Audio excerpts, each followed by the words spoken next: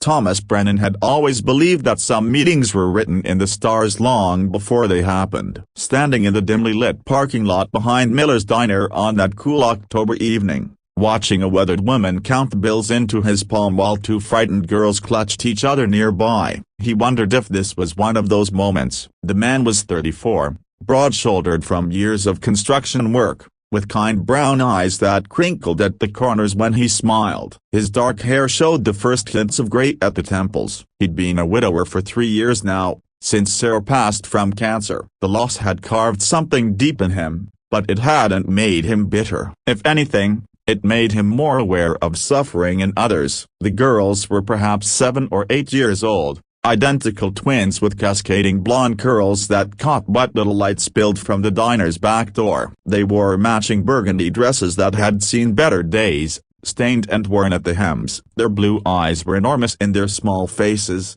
watching him with a mixture of fear and something else he couldn't quite name. Hope, maybe, or just exhaustion. The woman, their stepmother Carol, was perhaps 45, thin and sharp-featured, with dark hair pulled back severely. Her eyes darted nervously around the parking lot as she spoke in clipped sentences. 500, like we agreed, she said, her voice hard. They're good workers. Quiet. Won't give you any trouble. Thomas felt sick handling the money, but he'd learned from his late wife that sometimes you have to step into darkness to pull someone else toward the light. He'd seen the online post, recognized it for what it was, and made the call. Now here he was, part of something that felt wrong in every possible way, except for the outcome he intended. Their names? He asked quietly. Emma and Lily Morrison, Carol said, already backing toward an old sedan. Their daddy died 2 years back. I can't manage them anymore. She was gone before Thomas could ask anything else. Taillights disappearing into the night. He stood there with 2 little girls who now technically belonged to him, though the very thought made his stomach turn. People weren't property. Children weren't commodities. He knelt down slowly, making himself less imposing. My name is Thomas, he said gently. I know you're scared. I know this doesn't make any sense, but I promise you, I'm going to make this right. The girls said nothing, just held each other tighter. Are you hungry? He tried again. There's a pancake place still open. We could get some hot chocolate. The one on the left. Emma, he thought, glanced at her sister before giving the smallest nod. Understanding the truth over the next few days, Thomas learned their story in fragments. The girls spoke in whispers at first, sharing sentences between them like they'd learned to divide everything else in their short lives. Their father, David Morrison, had been a good man, a postal worker who loved his daughters fiercely. When he died suddenly of a heart attack, the girls went to live with Carol, who'd married their father only 18 months before. She'd seemed nice enough at first, they said, but after David was gone, everything changed. Thomas listened while the girls sat at his kitchen table, finally eating properly after days of careful coaxing. His house was small but comfortable, a 3-bedroom ranch he'd bought when Sarah was pregnant, back when they'd hoped to fill it with children's laughter. She said we were expensive,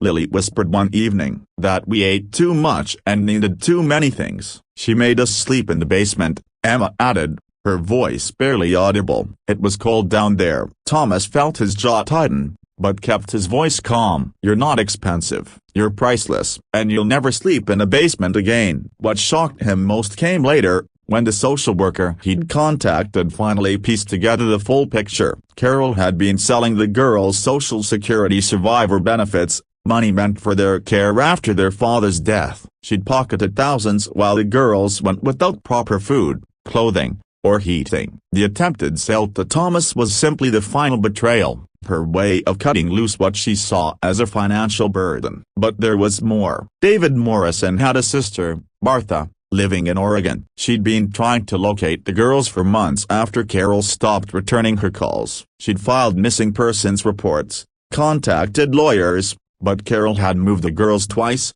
covering her tracks. When Martha flew in to meet them, Thomas saw the girls truly smile for the first time. The reunion in his living room was tender and tearful, full of the kind of relief that only comes when a long nightmare finally ends. The gift of love. They should be with family, Thomas told Martha over coffee while the girls played in the yard. I only did what anyone should have done. Martha, A woman in her early 50s with kind eyes like her late brother's, shook her head. You did what most people wouldn't have the courage to do. You saw children in danger and you acted. I have the documentation, Thomas said. The text messages, the bank transactions, everything. Carol will face charges. I know, Martha said. The police have been wonderful. But Thomas, I need to tell you something. The girls, they talk about you like you're already family. They call this place the safe house.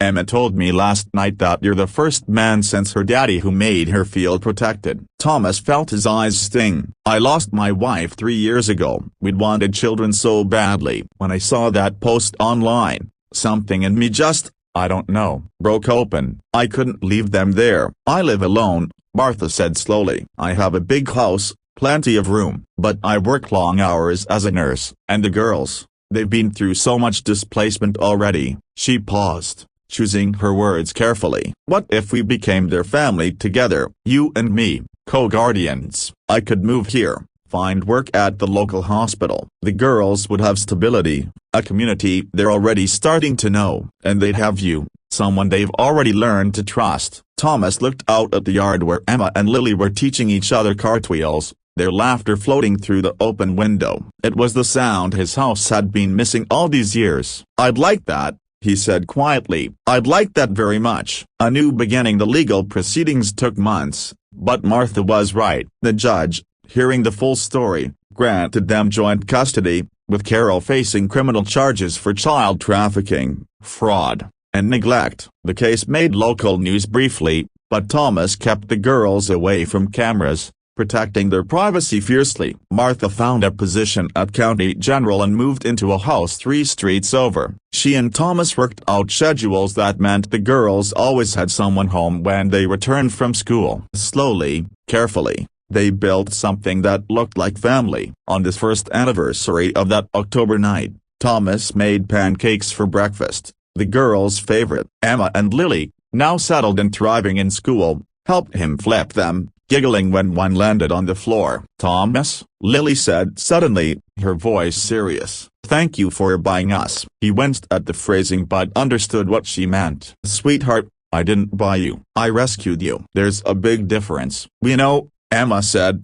wiser than her years. Aunt Martha explained. But still, you spent your money to save us. That makes you special. You're the special ones, Thomas said, pulling them both into a hug. You survived something terrible, and you're still brave enough to love again. That's the real miracle. Later, after the girls had gone outside, Martha stopped by with fresh muffins. They're doing so well, she said, watching them through the window. Their therapist says they're making remarkable progress. They're resilient, Thomas agreed. Like their father must have been. Like you are, Martha corrected gently. Sarah would be proud of who you've become. You know, after loss, you chose love. Thomas nodded, unable to speak for a moment. She was right. After Sarah died, he could have closed himself off, let grief make him small and bitter. Instead, somehow, he'd found room in his broken heart for 2 more people to love. That night, tucking the girls into their beds in rooms they'd decorated themselves, Thomas realized what shocked him most about that October evening wasn't Carol's cruelty or the darkness humans were capable of. What shocked him was how much light remained in the world, how much love was still possible, how family could be built from the most unlikely materials. Emma and Lily had taught him that. 2 frightened girls in a parking lot had somehow healed wounds he didn't know could be healed. Love you, Thomas, they whispered in unison, their voices sleepy and content. Love you too, he whispered back. Sweet dreams. And standing in the doorway, he understood finally that some meetings really were written in the stars. Not the meeting with Carol, but the meeting with Emma and Lily. 2 souls who needed saving and 1 soul who needed purpose. Together, they'd found something better than any of them had lost. They'd found home,